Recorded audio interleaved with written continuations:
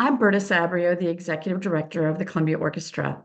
And today I'm here for Behind the Music with Richard Scerbo, our music director, and Julian Maddox, our soloist, for our next concert. Happy to have both of you here with us today. Thanks for making the time. Thanks, Berta. Thank you very I know much. you're thrilled. Yeah, perfect. We're glad that you're with us talking to our patrons. Richard, we're kicking off Rebirth with this great piece by Joan Tower, Made in America. Can you tell us a little bit about that piece and why you chose it? Sure. First of all, I love Joan Tower's music, and I've had the opportunity to work closely with her twice at the National Orchestral Institute, where I'm the director. And Julian, I think you actually had a chance to work with her on one of those recordings as well when you were a fellow at NOI. And I think Julian and I can both attest to the fact that Joan is just incredibly vivacious, joyous, 80 plus year old amazing composer.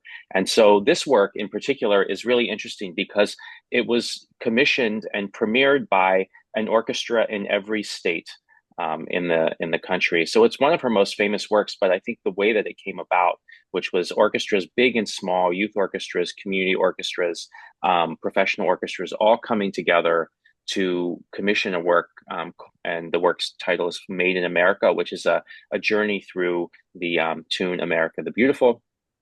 It's just such a fantastic story, and it's a piece I've been wanting to do for a long time. So I'm happy to open our program with it. That's going to be awesome. I can't wait to hear it. I've read the program notes and it is very compelling. All right. I know that you've had a past working relationship with Julian, and we would love to hear more about it and learn more about Julian as well. Sure. Well, I'll start and then I'll turn the mic over to Julian. But again, I'll reference the work that I've done at the National Orchestral Institute, which some of your viewers may know as a music festival for emerging orchestral musicians. And I had the pleasure of working with Julian way back in 2015, I believe, was the first time you attended as a student.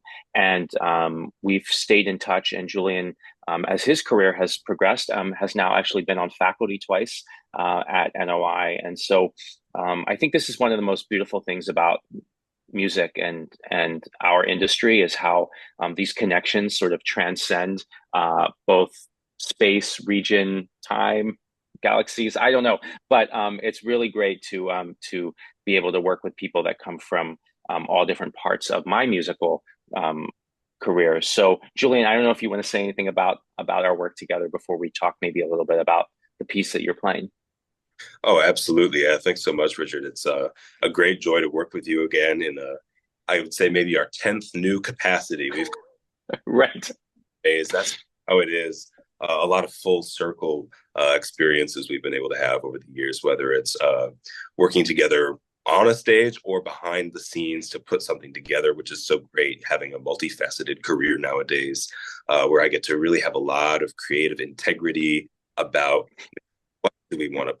And that's the thing I love about the festival in College Park at NOI, where I've had every experience, whether it was a student, faculty, a fellowship, quartet residence. It's just you get to wear so many different hats in this industry if you so choose. And I think that we're a good chamber music partner in that sense.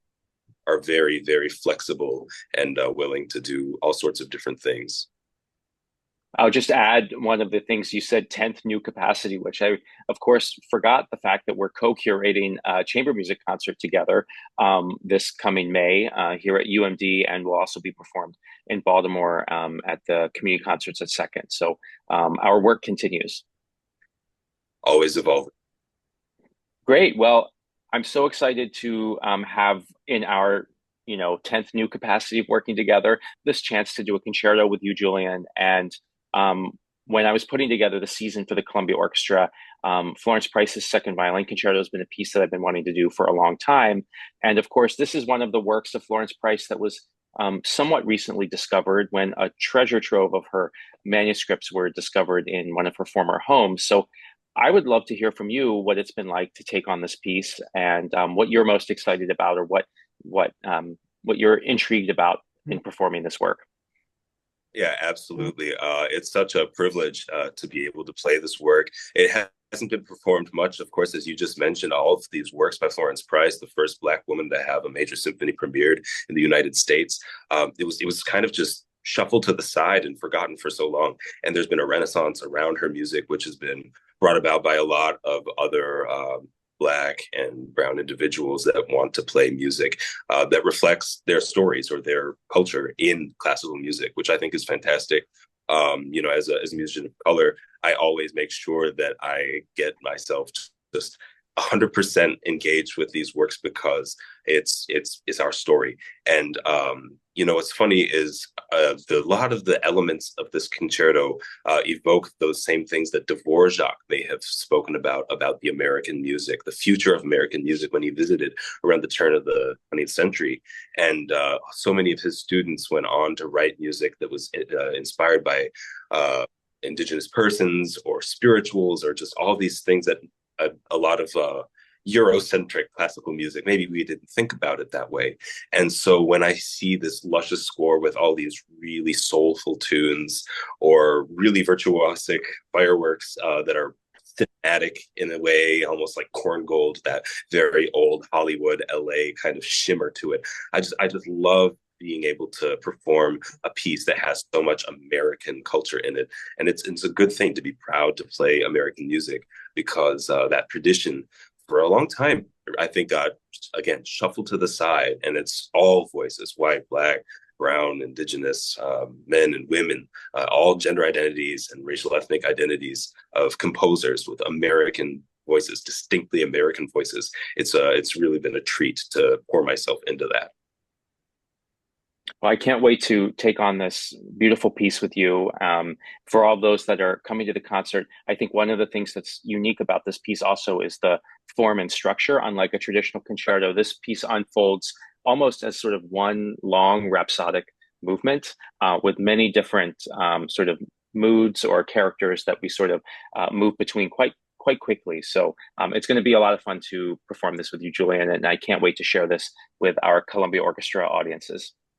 Absolutely. And the thing I always like to say about working with conductors is that in reality, it's like you have a great collaborative partner, whether it's a violin and a piano or a vocalist. And I think, again, all of this is a testament to our work that we've shared over the years. And we're a good match, Richard. So I appreciate it. Thanks, Julian. Can't wait. We invite you to join us at Rebirth on November 2nd, 7:30 p.m. at the Jim Rouse Theater. We have a second concert very close to this one, performed by the Columbia Jazz Band, the Stage Door Canteen on Friday, November 8th at 7:30 p.m. at the Wild Lake Interfaith Center. You can get tickets on our website or at the door. We look forward to seeing you.